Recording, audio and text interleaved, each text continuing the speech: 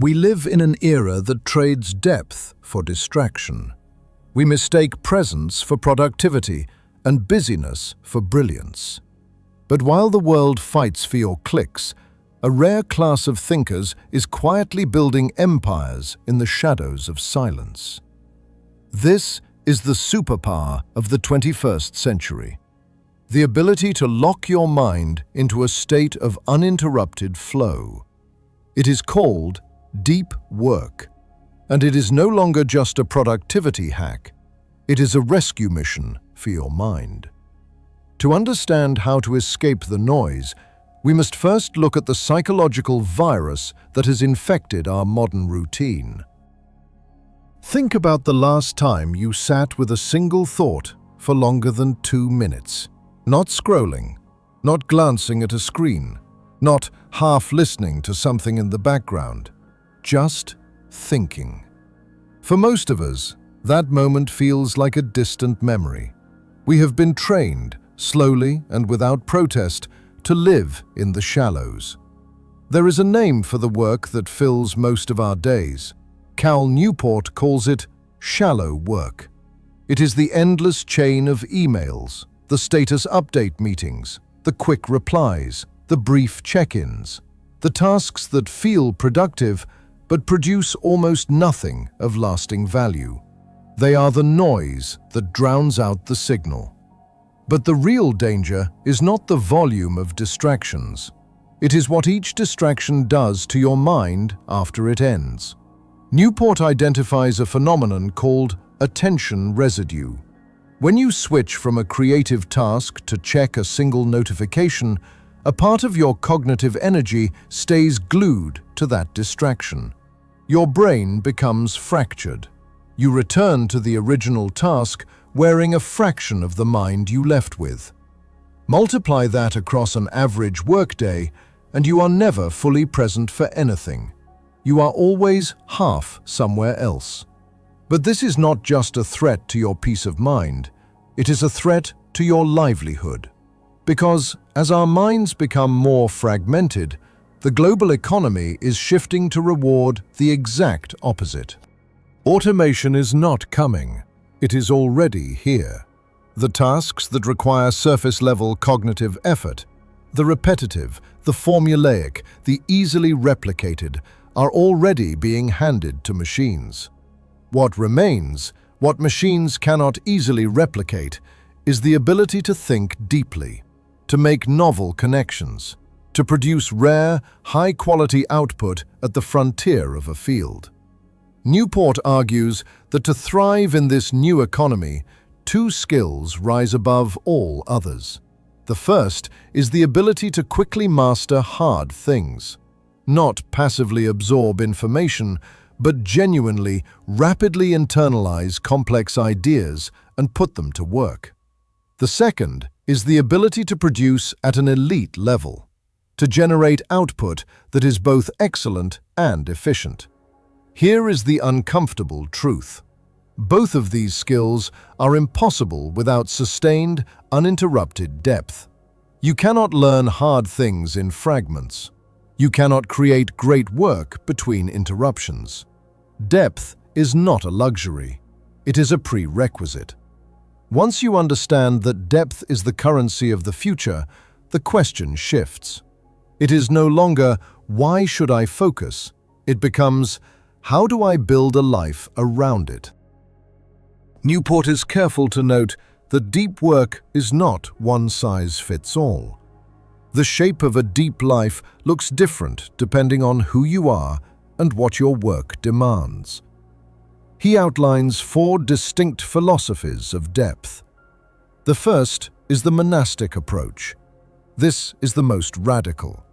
It means eliminating shallow obligations almost entirely, retreating from the noise of the world to live and work in near complete isolation. Think of the novelist who refuses email, or the researcher who has vanished from all public platforms. The second is the bimodal approach. Here, you divide your time cleanly. Extended periods of intense depth followed by normal engagement with the world. Not every day is monastic, but entire weeks or months might be. The third is the rhythmic approach. This is the most accessible for most people. You carve out a consistent block of deep work each day at the same time without negotiation. Depth becomes a habit, not a decision. And the fourth is the journalistic approach. Named after the journalist who learns to drop into deep focus wherever and whenever a free block of time appears, it requires the most mental discipline, but it can work for those whose schedules resist predictability. Choosing a philosophy, however, is merely a declaration of intent. To transform that intention into reality, you cannot rely on willpower alone. You must build a sanctuary of ritual. Willpower is not a character trait. It is a finite resource.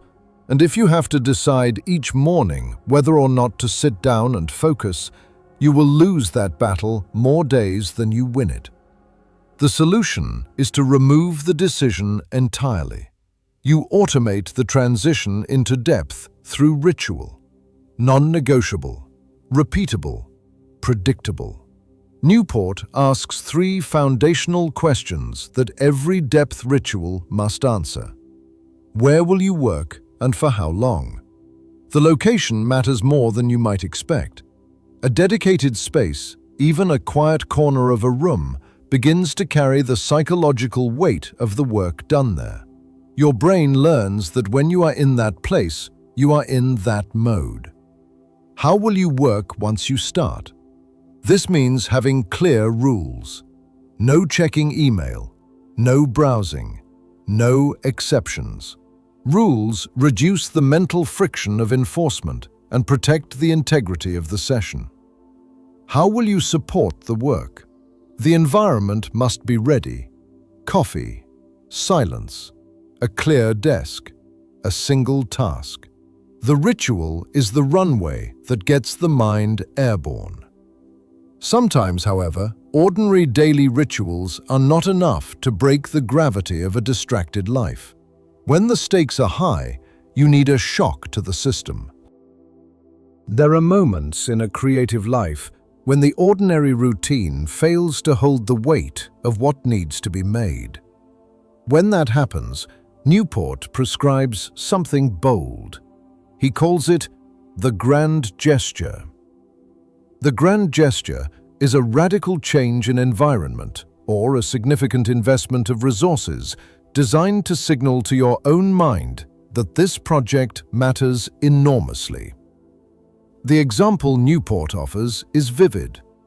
J.K. Rowling, nearing the end of the final Harry Potter manuscript, checked into a luxury hotel suite in Edinburgh. Not because she could not write at home, but because the act of doing so told her brain, in no uncertain terms, that what happened in that room was sacred. The financial commitment, the change of geography. Together, they created a psychological pressure that ordinary routines simply cannot generate.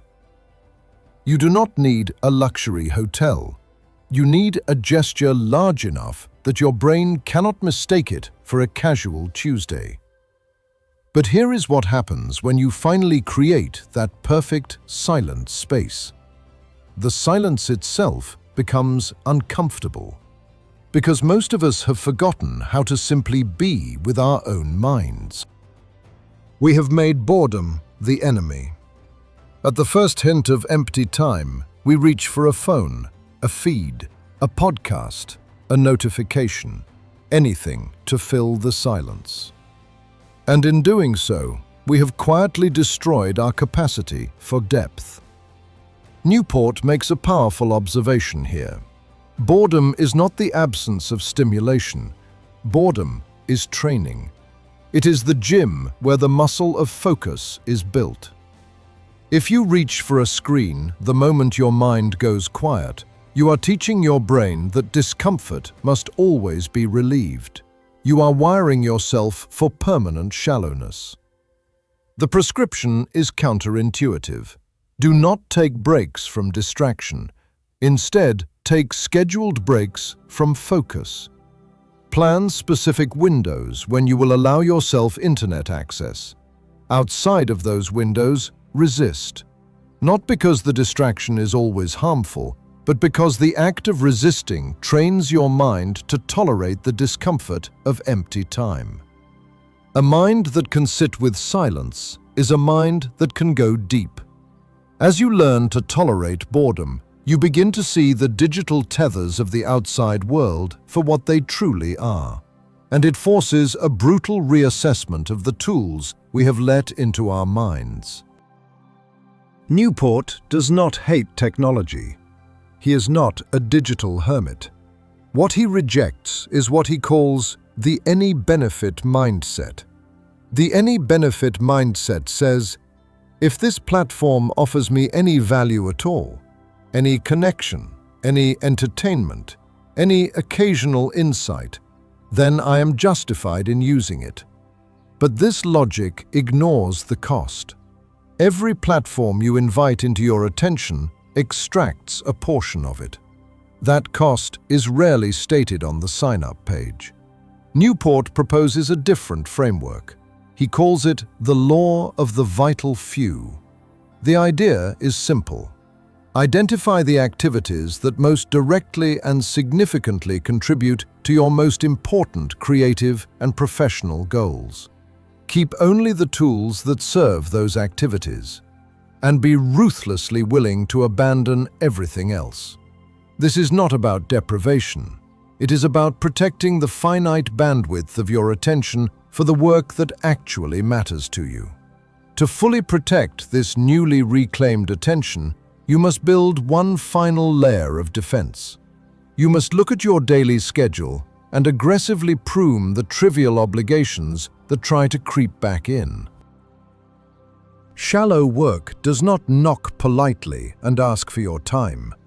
It seeps in, through the inbox, through the meeting request, through the quick question that becomes a 20-minute conversation, through the administrative tasks that feel urgent but contribute almost nothing to the work that defines you. If left unchecked, shallow work will expand to fill every available hour.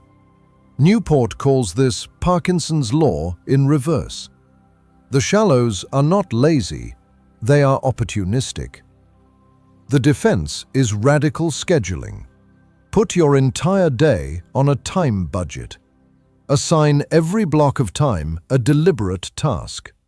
Deep hours are protected. Shallow tasks are contained. The schedule is rigid enough to defend your focus, but flexible enough to adapt when the unexpected arrives. This is not about becoming a machine. It is about becoming intentional. A person who decides what gets their attention rather than surrendering it to whoever asks loudest. When you finally drain the shallows, the noise clears. You are left standing in a space of pure clarity, where the mind is no longer a reactive instrument, but a deliberate one. A deep life is not a restrictive life. It is a life of ultimate autonomy. By shutting out the noise of the collective, you finally give yourself permission to hear your own voice. The clarity that arrives in the silence is not emptiness.